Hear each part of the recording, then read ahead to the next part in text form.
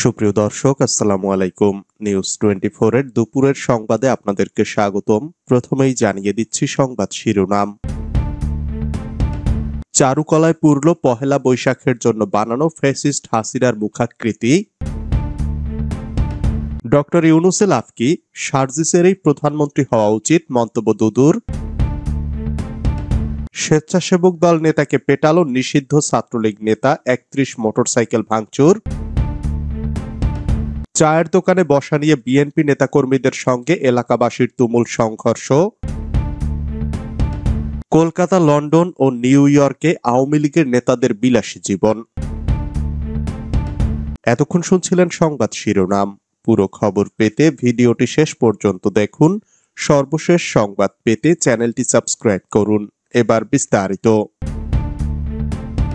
চারুকলায় পুরল পহেলা বৈশাখের জন্য বানানো ফ্যাসিস্ট হাসিনার মুখাকৃতি। বর্ষবরণ আনন্দ শোভাযাত্রা উদযাপনকে সামনে রেখে ঢাকা বিশ্ববিদ্যালয়ের চারুকলা অনুষদের বানানো ফ্যাসিস্ট হাসিনার মুখাকৃতি ও শান্তির পায়রা মোটিফ দুটি পুড়ে গেছে। শনিবার সকালে চারুকলা অনুষদে সরজমিনে গিয়ে এমনটি দেখা যায়। অনুষদের যেখানে মোটিফ তৈরির কাজ চলছিল সেখানে আগুন লেগে মোটিফ দুটি পুড়ে গেছে। আগুনে দানবীয় ফ্যাসিস্ট হাসিনার মুখাকৃতির মোটিফটি পুরোপুরি পুড়ে গেছে। শান্তির পায়রা মোটিফটিও আংশিক পুড়ে গেছে। ঢাকা বিশ্ববিদ্যালয়ের প্রক্টর সাইফুদ্দিন আহমেদ জানান, ভোর 4:45 থেকে 5টার মধ্যে আগুন লেগেছে বলে ধারণা করা হচ্ছে। কারণ তখন দায়িত্বরত মোবাইল টিমের সদস্যরা ফজরের নামাজ আদায়ের জন্য গিয়েছিলেন। তখনই হয়তো এই কাজটি করা হয়েছে। চারুকলা অনুষদের ডিন অধ্যাপক আজহারুল ইসলাম বলেন, ভোরে আগুন লেগে এমনটি হয়েছে। দুটি মোটিফ পুড়ে যাওয়ার বিষয়টি তিনিও জানান। জুলাই আগস্ট গণ অভ্যুত্থানের চেতনাকে সামনে রেখে এবার নববর্ষের প্রতিপাদ্য ঠিক করা হয়েছে। নববর্ষের ঐক্যতান, ফেসিবাদের অবসান।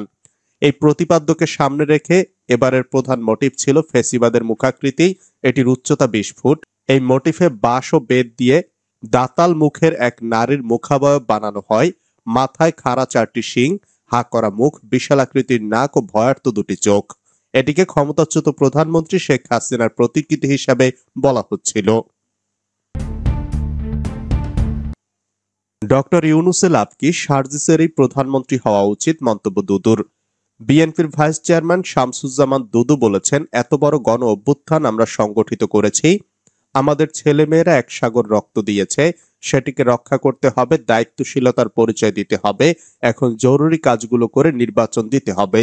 সম্প্রতি একটি বেসরকারি টেলিভিশনের টক শোতে অংশ নিয়ে শামসুজ্জামান দুদু এসব কথা বলেন। সরকারের 5 বছর থাকা নিয়ে সঞ্চালক জাতীয় নাগরিক পার্টির মুখ্য সংগঠক সার্জিস আলম ও স্বরাষ্ট্র উপদেষ্টা মোহাম্মদ জাহাঙ্গীর আলম চৌধুরীর মন্তব্যের প্রসঙ্গ টানলে দুদু বলেন, এই সরকারের 5 বছর 10 বছর থাকার কথা বলে মানুষকে বিভ্রান্ত করা ঠিক না, এতে বিপদ হতে পারে আমাদের। তিনি বলেন, আমার মনে হয় সার্জিস আলমের প্রধানমন্ত্রী হওয়া উচিত। ডক্টর ইউনূসে লাভ কি, সে যখন বুঝতে পেরেছে সবকিছু নিয়ে ছেলে মানুষই করা ঠিক হবে না। নির্বাচন করলে ডক্টর মোহাম্মদ ইউনূস যদি মনে করেন 5 বছর কেন, মানুষ ভোট দিলে 10 বছর থাকবেন। বিএনপির এই ভাইস চেয়ারম্যান বলেন, নির্বাচন ছাড়া 5 বছর তাকে কিভাবে রাখবো? ভোট করার মতো অবস্থা নেই। কম সংস্কার, বেশি সংস্কার, এই বিষয়গুলো আমার কাছে হাস্যকর মনে হয়। 90 গণ অভ্যুত্থানের পর একটা সাংবিধানিক সরকারই ছিল। 90 দিনের মধ্যে নির্বাচন করা সম্ভব হয়েছে। এটাও সাংবিধানিক সরকার। দুটো 90 দিন চলে গেল, অর্থাৎ একটি বিদায়ী সরকারের 90 দিনের মধ্যে আর একটা নির্বাচিত সরকার আসার কথা, সেটা নেই। এদের মাথায় এগুলো কাজ করছে না। তিনি বলেন, সার্জিস আলম একটি রাজনৈতিক দলের দায়িত্বশীল। ভারত কি চায় এটি বাংলাদেশের প্রেক্ষাপটে বড় ঘটনা না। তারা কি জিনিস তা আমরা 52 বছরে বুঝেছি। এখন গুরুত্বপূর্ণ হলো মানুষকে ক্ষমতায়ন করা, ভোটাধিকার ফিরিয়ে দিতে হবে। এতে কার্পণ্য করলে বাংলাদেশকে অনিশ্চয়তার মধ্যে নিয়ে যাবে। তিনি আরো বলেন, নির্বাচন সুষ্ঠু করতে যে পরিবর্তন দরকার সেটা করে নির্বাচন দিতে হবে। 8 মাসে রোডম্যাপও পাওয়া গেল না। আওয়ামী লীগের রাজনীতি, নির্বাচন অনেক পরের ব্যাপার। তারা যে নিপীড়ন নির্যাতন করেছে তারা বের হলেই মানুষ ধরবে। স্বেচ্ছাসেবক দল নেতাকে পেটালো নিষিদ্ধ ছাত্রলীগ নেতা, 31 মোটরসাইকেল ভাঙচুর। মোটরসাইকেল পার্কিংকে কেন্দ্র করে কথা কাটাকাটির জেরে সিলেট মহানগর স্বেচ্ছাসেবক দলের সাবেক সদস্য আজিজুল হক আজিজের উপর হামলা হয়েছে।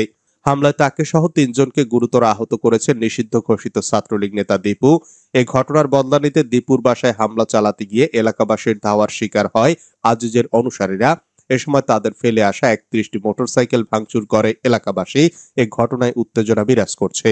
জানা গেছে শুক্রবার বিকেলে সিলেট ল কলেজের সামনে মোটরসাইকেল পার্কিং করাকে কেন্দ্র করে মহানগর স্বেচ্ছাসেবক দলের সাবেক সদস্য সচিব আজিজুল হক আজিজের সঙ্গে ছাত্রলীগ কর্মী অপুর বাগবিতণ্ডা হয়।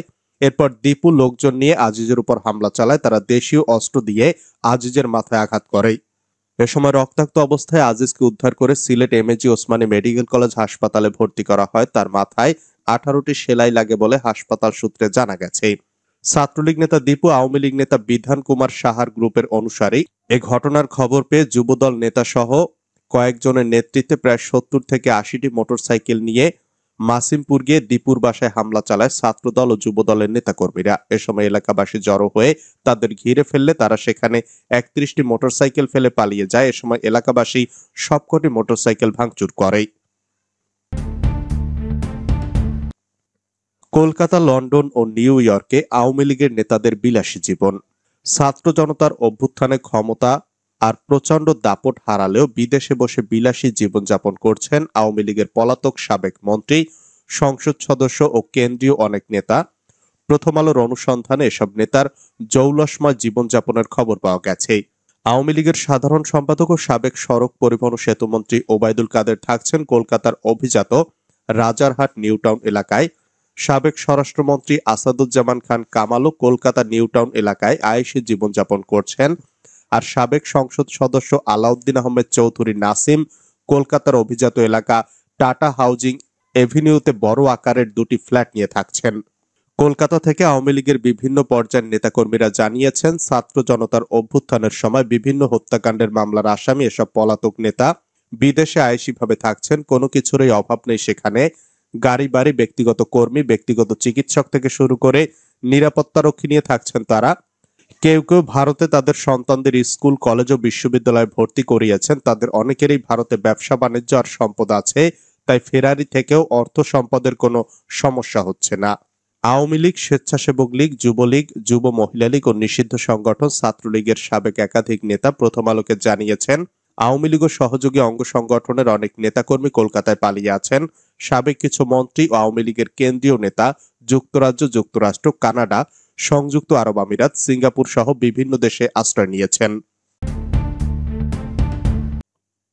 বাউফলে বিএনপির দুই পক্ষের সংঘর্ষ, বিএনপি নেতাকে খুঁটিতে বেঁধে মারধর। পটুয়াখালীর বাউফল উপজেলায় আধিপত্য বিস্তারকে কেন্দ্র করে বিএনপির দুই পক্ষের সংঘর্ষে অন্তত 10 জন আহত হয়েছেন।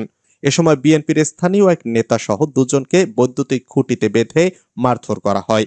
আজ বৃহস্পতিবার দুপুরে উপজেলার নওমালা ইউনিয়নের মৈশাদি এলাকায় এ ঘটনা ঘটে। সংঘর্ষে আহত ব্যক্তিদের মধ্যে 3 জনকে বরিশালের শেরেবাংলা মেডিকেল কলেজ হাসপাতালে পাঠানো হয়েছে। অন্যরা পটুয়াখালী মেডিকেল কলেজ হাসপাতাল ও বাউফল উপজেলা স্বাস্থ্য কমপ্লেক্সে চিকিৎসা নেন।